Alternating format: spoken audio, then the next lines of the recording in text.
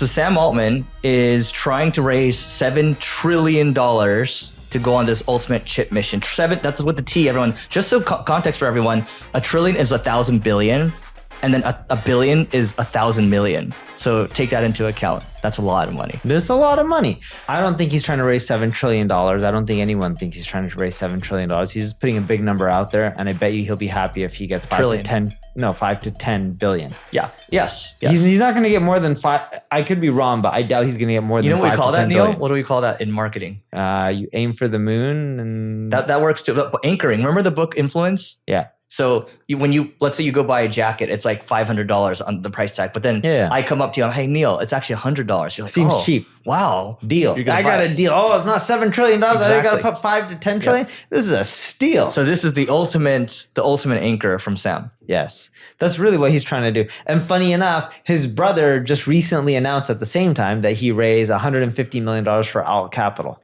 to invest in startups. And he was like, dude, like, why? Just let me have this week. Did you see him tweet at Sam Altman? He's like, let me just have this week. Yeah. And then he ended up putting a Photoshop version of like a news article that he's like, he raised trillions of dollars for his Alt Capital. Yeah. It was funny. It's funny. So, and then, but okay, so let's talk about here's the thing. So Jack Altman, Jack Altman has Lattice, I believe. That's the startup that he has. It's an HR startup. He's a chairman. He's no longer running the company. Oh, got it. Okay, I didn't know that. Yeah. So now he's raising money to go do more stuff. Like no, he already raised the money to do more stuff. Okay, Sam so he Altman also raised $75 million for, I believe, the University of Michigan earlier last year too. So I think this is worth talking about too, because we've kind of talked about this before, but it's like, is the next calling after your business, should you go raise a fund? Because in 2020 to like 2022, everyone was becoming a VC. Everyone was raising a fund. And you had like these solo capitalists as well, right? So is that the right move for everybody? I think most people have it skewed. A lot of these guys don't start a fund after they're an entrepreneur or they're done being an entrepreneur. They were investing a lot while they were an entrepreneur. So they have a track record and they've made some good bets. And then they go and raise a fund. Yep. But people oversimplify it and they make it look as everyone starts doing it as if it's easy. It's not. I have this buddy. His name is Andy. I'm an investor in his fund. It's called Unlock Venture Partners. Andy sold his first company to Aquaniv, which ended up turning into Microsoft. Microsoft ended up buying Aquaniv. And then his second company sold to Vizio, the TV company. Yep. So he did well as an entrepreneur. He had an amazing track record as an angel. I don't know what his returns were, but let's call it 30, 40% IRR. It was something ridiculous like that. On a big number too. It's not like... and he's done a ton of deals. Yeah. And his cash returns were amazing, right? Which is very important because a lot of people on paper talk about the returns, but his cash returns were amazing. So then he created this venture fund called Unlock Venture Partners. And I remember Andy telling me before he started Unlock, he's like, dude, being an entrepreneur is such a grind, exhausting, a lot of stress. And, he's done well as it. He's raised quite a bit of money. He sold businesses. And then he started a venture business. And then he's like, dude, it's a grind, just like being an entrepreneur all over again. Everything's a grind. Everything. You got to meet up with investors in certain countries.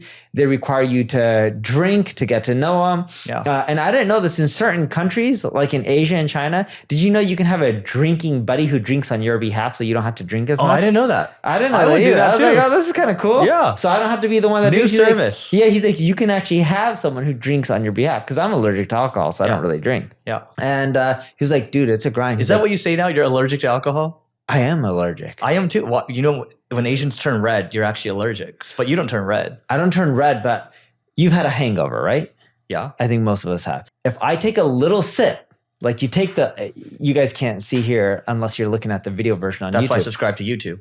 But if you take this bottle cap amount, it's tiny. If I take a sip of that. Hangover? I have a hangover within the same feeling, but within 5 minutes of drinking that sip. Okay.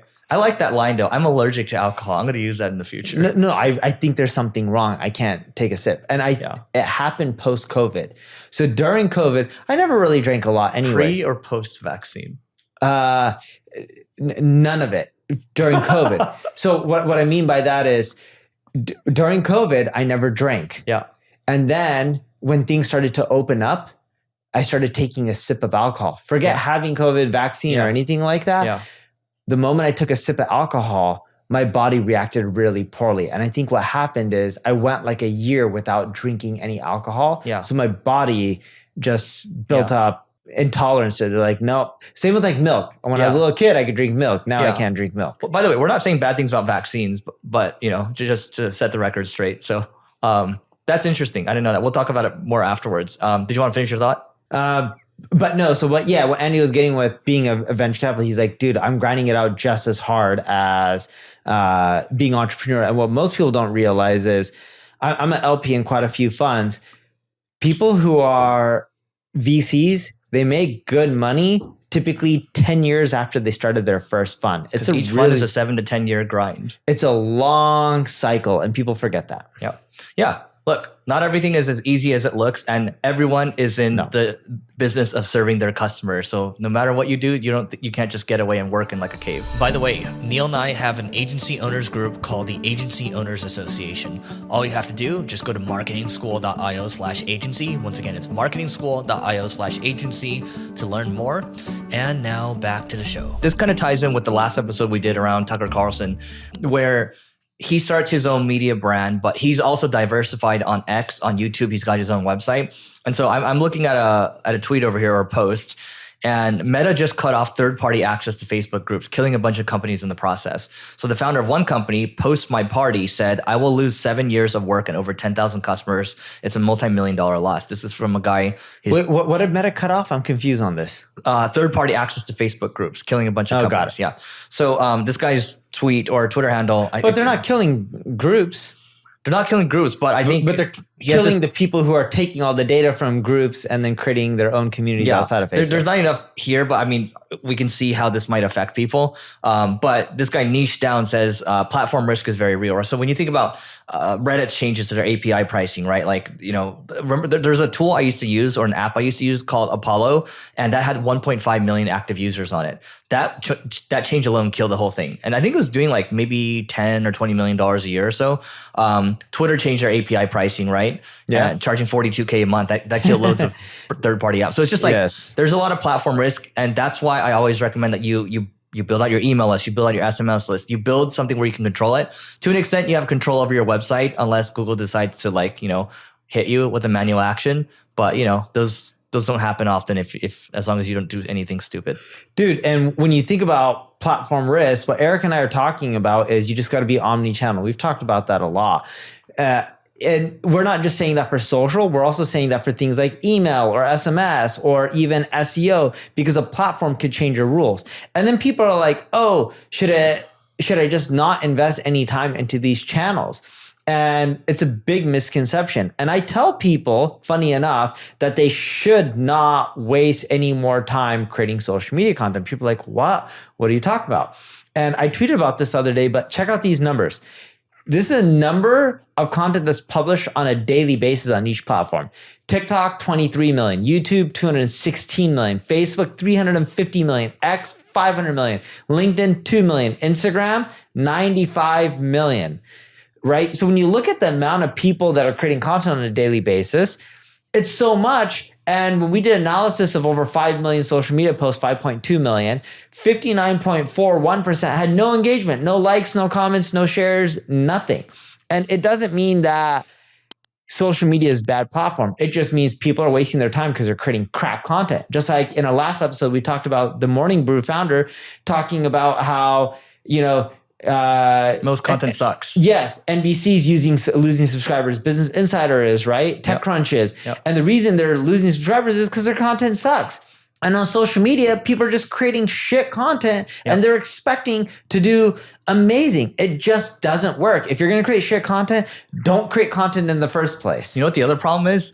The other problem is, I was talking about this the other day where I was interviewing a YouTuber, and the bar for content's getting higher and higher. Like 5 years ago when you and I would publish stuff, maybe 2-minute, 4-minute video where we just wing it, that might do really well. Now it's like, no, you got to go, like these are now 15 minutes. These are no longer 5 minutes, right? We've had to adjust. So the quality for free is getting a lot higher. And it's like, what gives you the right to charge paid for like crappier content than free? And it's not just, hey, Eric and I are spending 15 minutes per episode instead of 5 minutes.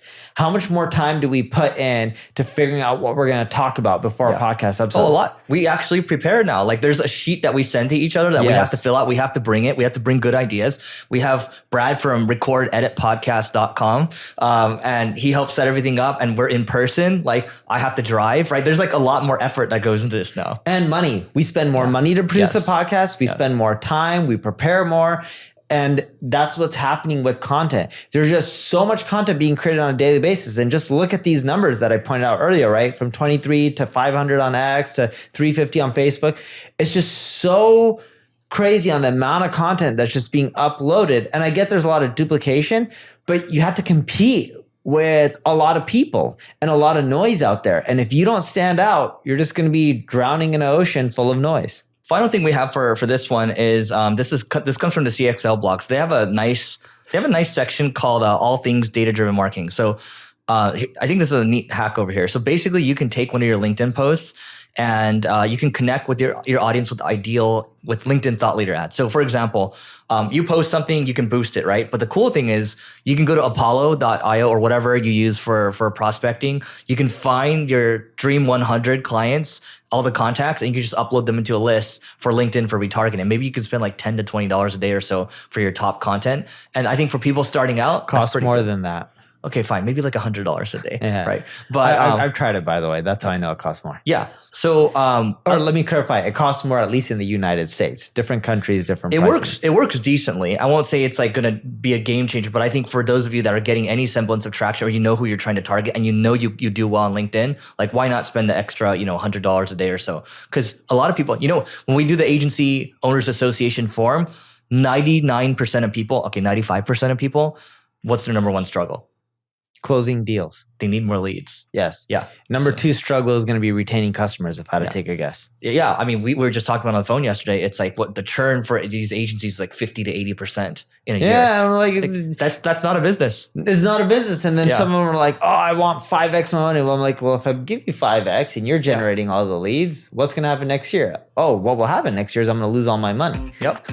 So anyway, that's it for today. By the way, please don't forget to rate, review, subscribe. And then if you want to apply, you can just go for Agency Owners Association, marketingschool.io/agency. We'll talk about that maybe in the next episode. So goodbye.